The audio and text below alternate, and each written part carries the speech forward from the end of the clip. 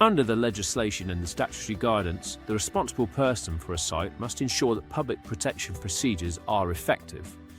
These public protection procedures should include the evacuation of personnel, evacuation procedures, lockdown procedures, and the communication arrangements required to implement these plans during an incident.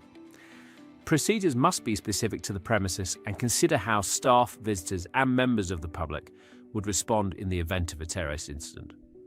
For many organisations, developing clear and site-specific procedures can be difficult, particularly when attempting to coordinate floor plans, staff responsibilities, and operational response actions.